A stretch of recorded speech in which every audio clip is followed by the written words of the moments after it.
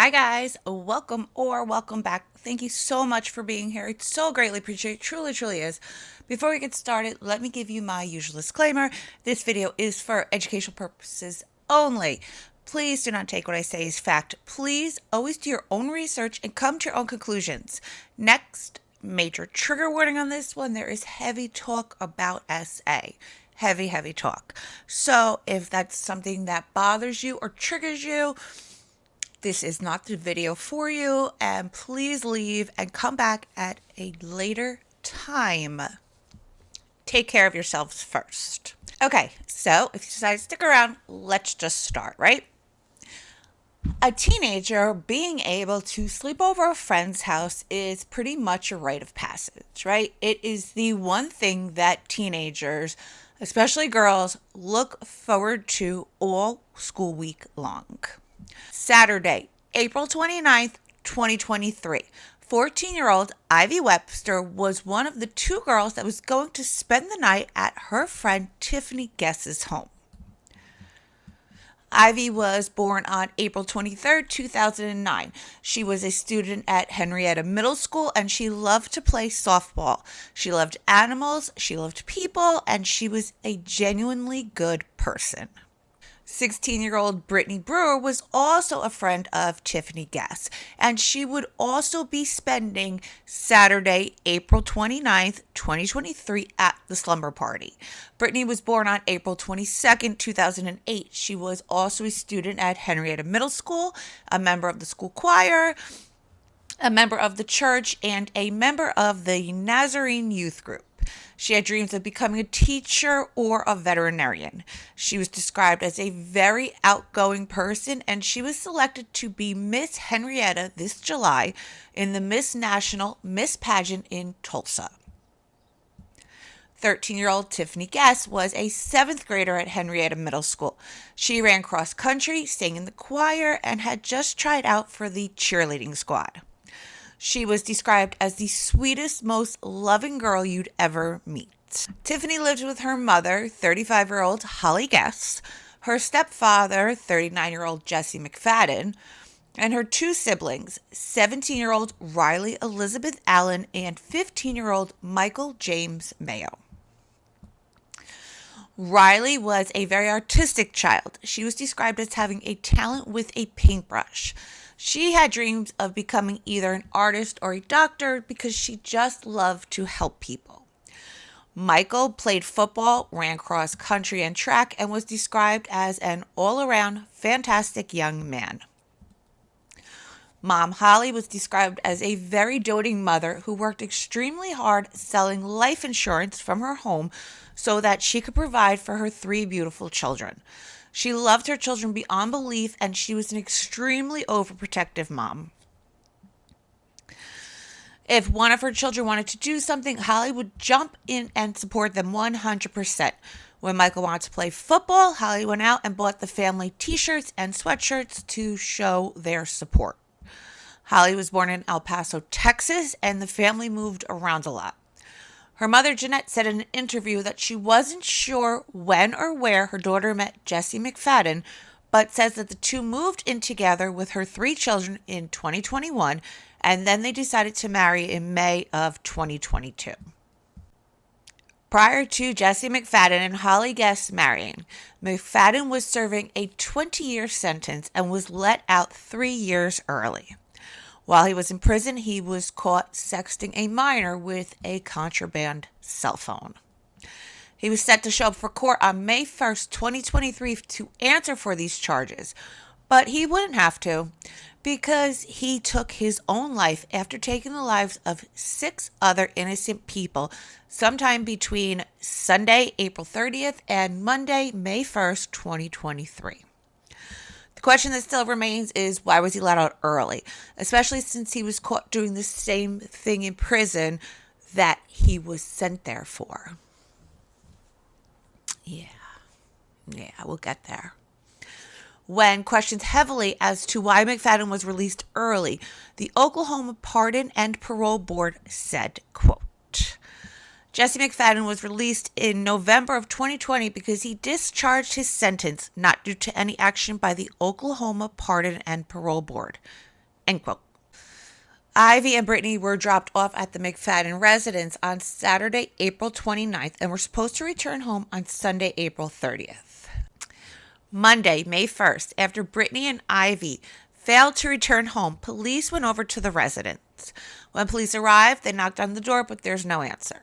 While there, officers noticed what they believed to be a freshly disturbed area of dirt.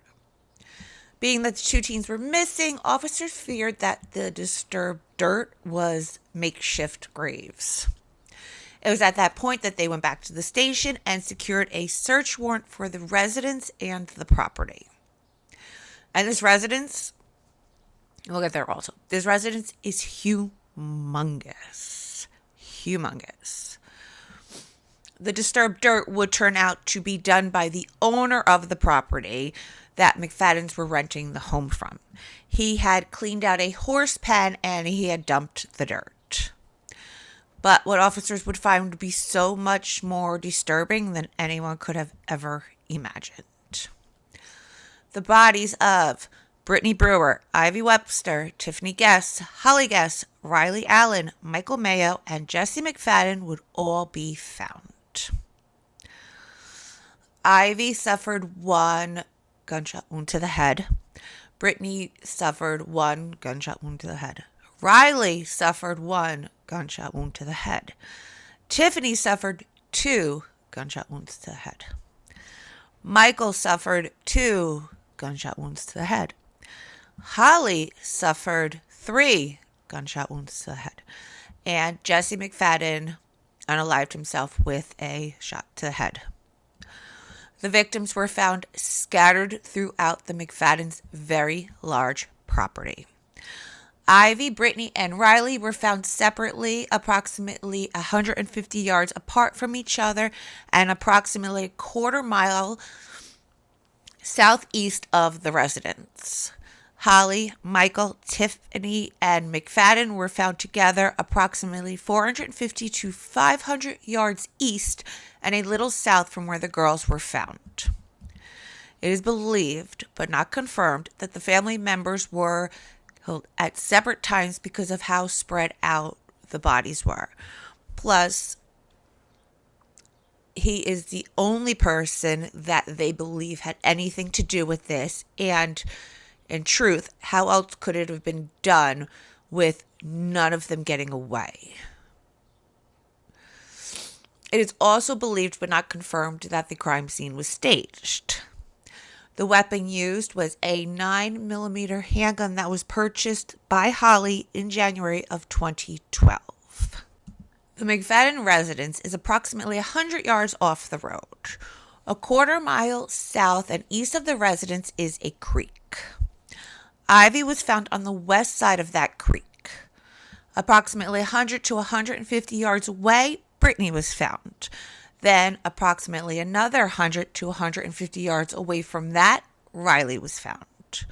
Holly, Michael, Tiffany, and McFadden were all found together, approximately another quarter mile southeast of the 3 girls. It wasn't until after the bodies were found that the families of Ivy and Brittany would find out that Jesse McFadden was a registered sex offender and was set to show up for court to answer for crimes he committed while behind bars. In 2003, McFadden was found guilty of R-wording Crystal Strong when she was just 16 years old. He pled no contest, took an Alford plea, and was sentenced to 20 years in prison. For context, an Alford plea is accepted in federal courts as long as there is evidence that the defendant is actually guilty. Essentially, the defendant pleads guilty but does not have to specifically admit to the guilt itself. Crystal, his victim, was diagnosed with PTSD. She couldn't keep a normal job, and she was told that she would never be able to have children. Thankfully, though, she was blessed with 4 beautiful children, but that does not negate the time that she had to spend believing that she would never be able to become a mother. October 4th, 2004, McFadden wrote a letter to the judge stating in part, "My name is Jesse McFadden. I was sentenced in your court to do 20 years for grand larceny and first-degree R-word. I'm coming before you now for a sentence modification in hopes that you would lessen my time. I know what I've done was a horrible thing to do to another person. I can't begin to understand how I've changed the victim's life or how I made her or her family feel. I can't imagine the pain that I've caused. I don't think it is possible to know such pain unless it happens to you. But I do know that there's a lot of pain and suffering and that I was the cause of the pain. I feel very bad for what I've done. It's something I think about every day. I sit and think about how I could change what I've done, but no matter how much I'd like to, there's no changing the past. So the future is all that's left for me so that I can change my ways and become a better person. I'm currently waiting for a spot to open in GED classes so that I can better my education. Once I obtain my GED, I'll be getting into Votech so I can learn a trade, so I'll be better prepared for the world.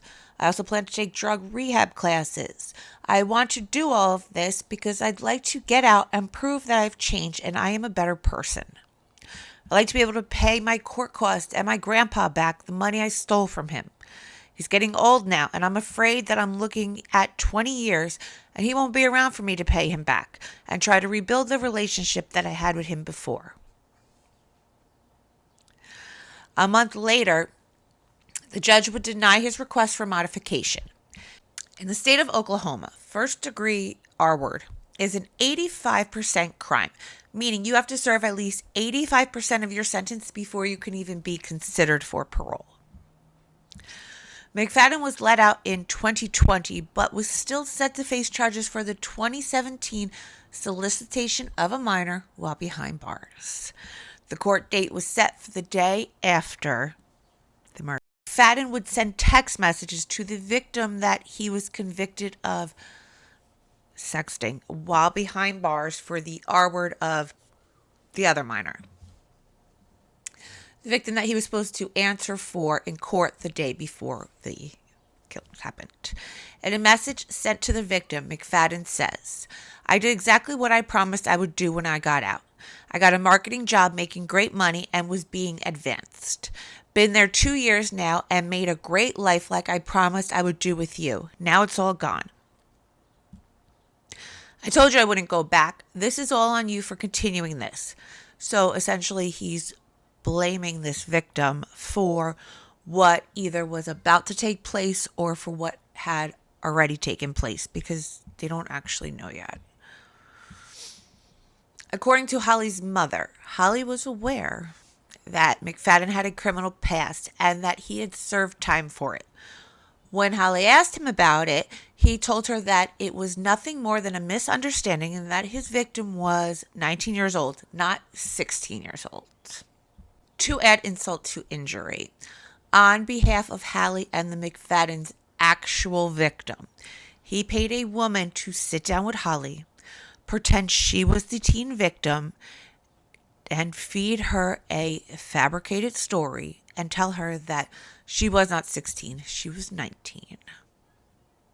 Her mother goes on to say that she had no idea about McFadden's criminal past, and it wasn't until her husband was searching up the criminal past of a coworker of his in middle to late March that Jesse McFadden would pop up during the search, and that is how the parents of Holly would find out the truth about their new son-in-law.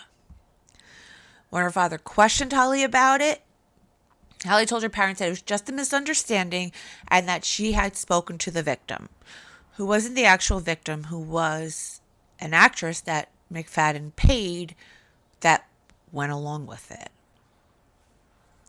At the time, nobody knew that this girl had agreed to lie for money, and it wasn't until after everything happened that the girl would reach out to the family members and tell them what she had done. But at that point, it was too little and way too late.